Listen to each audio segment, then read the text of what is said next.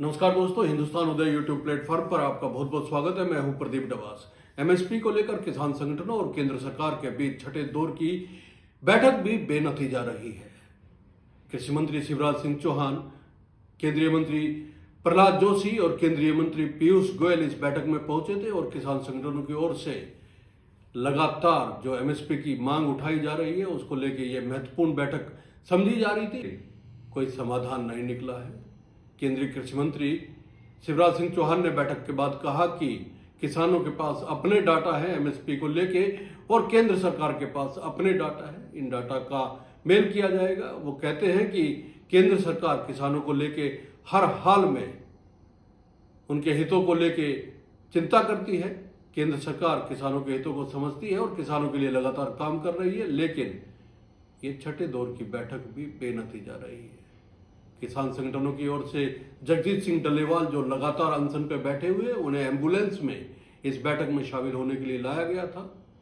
कृषि मंत्री शिवराज सिंह चौहान ने उनसे अनशन तोड़ने का अनुरोध किया, लेकिन उन्होंने अनशन खत्म करने से इनकार कर दिया। जगजीत सिंह डल्लेवाल का कहना था कि जब तक एमएसपी की मांग पूरी तरह लागू नहीं होती है तब तक वो अनशन पर ही रहेंगे, अनशन खत्म नहीं करेंगे। लेकिन दोस्तों, आपको बता दें कि आंदोलन लगातार जारी है। 6 दौर की बैठकें किसान संगठनों और सरकार के बीच हो चुकी है, लेकिन एमएसपी को लेकर कोई हल नहीं निकला है। लगातार चल रहे आंदोलन की वजह से सरकार और किसान संगठनों के बीच एक कहें कि रुकावट पैदा हो चुकी है। हर बार बैठक में कोई नतीजा नहीं निकलता है और इस बार भी नहीं निकला है। अब अगली बैठक जो है वो 19 मार्च को होनी है।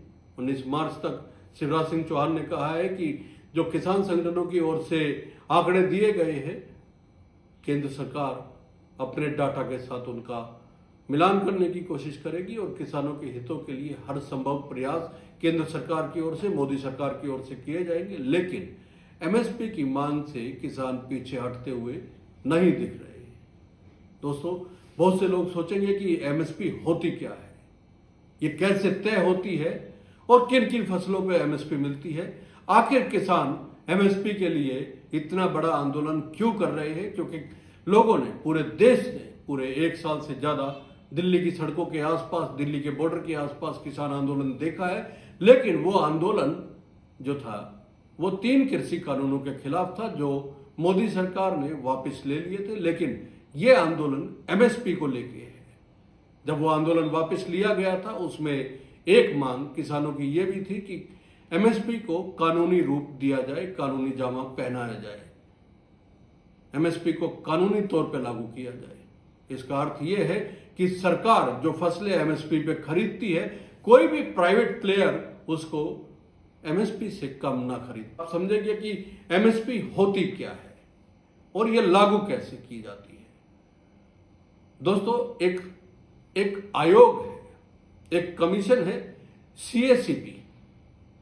सीएसीपी होता है कृषि लागत और मूल्य आयोग।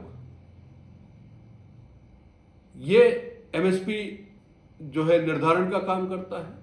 इसमें फसलों की लागत से कितना पैसा किसान को अधिक मिले ताकि वो लाभकारी हो सके, लाभकारी मूल्य जो है किसान को मिल सके, यह तय करता है सीएसीपी।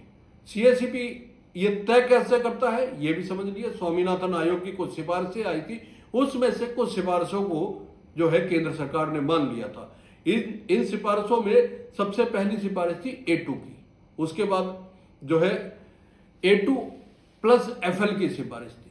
A2 की सिफारिशों में स्वामीनाथन ने कहा था कि किसान जो अपने खेत में कोई उत्पाद करता है, किसी भी फसल का उत्पाद करता है, तो उस फसल का बीज, उसकी सिंचाई में आने वाला खर्चा, उसके कीटनाशकों में आने वाला खर्चा, तमाम वो खर्चे जो वो फसल पैदा करने में लगा रहा है, अगर जमीन पट्टे पे ली हुई है तो वो पट्टे का खर्चा तमाम मिला के A2 की श्रेणी में आता है और A2 के आधार पे किसान को फसल का मूल्य निर्धारण किया जाना चाहिए। लेकिन इसके बाद स्वामीनाथन आयोग की सिफारिशों में A2 प्लस FL का भी जिक्र किया गया था। A2 प्लस FL हम आपको समझाते हैं क्या होता है। A2 प्लस FL होता है कि तमाम चीजें, सिंचाई, बीज, डीजल, खाद, कीटनाशक, ये सारी चीजें मिला के पट्टे की जमीन का किराया, इसके अलावा एफएल होता है फैमिली लेबर।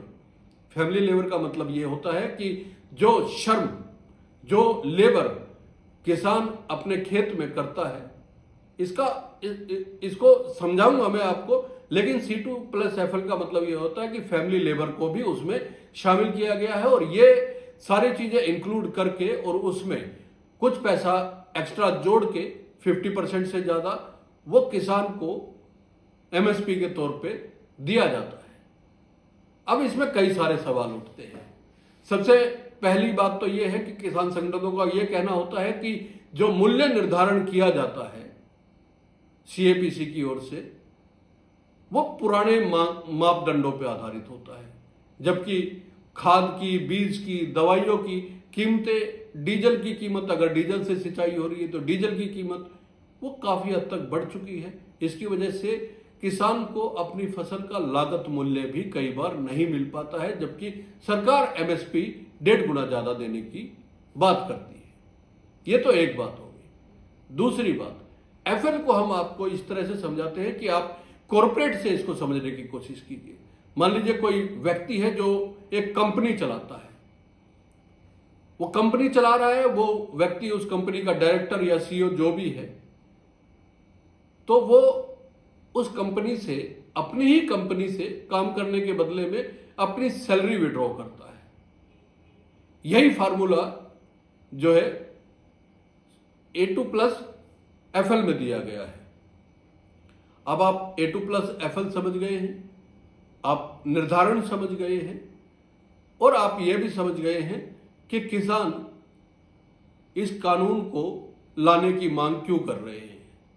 किसानों का कहना है कि अगर MSP पे गारंटी का कानून बन जाता है तो फिर जो बाहर, क्योंकि बहुत बार ऐसा देखा गया है कि बाहर के प्लेयर्स जो है वो किसानों से MSP से कम रेट पे, अपने मनमाने रेट पे फसल खरीदते हैं और उसका भंडारण करते हैं। यह सिस्टम बंद करने के लिए किसानों का लगातार आंदोलन जारी है और जगजीत सिंह डल्लेवाल तो पिछले काफी दिनों से अनशन पर बैठे हुए हैं। सरकार ने आश्वासन दिया है कि किसानों की ओर से जो आंकड़े उन्हें दिए गए हैं वो उनका मिलान करेंगे और अब 19 तारीख को इस बैठक में क्या नतीजे निकलते हैं ये देखने वाली बात होगी। किसानों को उम्मीद है, सरकार भी चाहती है कि ये गतिरोध खत्म हो। दोस्तों, इस किसान आंदोलन को लेके और MSP को लेके आपकी क्या राय है, कमेंट जरूर कीजिएगा, क्योंकि यह देश के किसानों के साथ जुड़ा हुआ मुद्दा है। चैनल को सब्सक्राइब जरूर कीजिएगा। बहुत बहुत धन्यवाद। नमस्कार।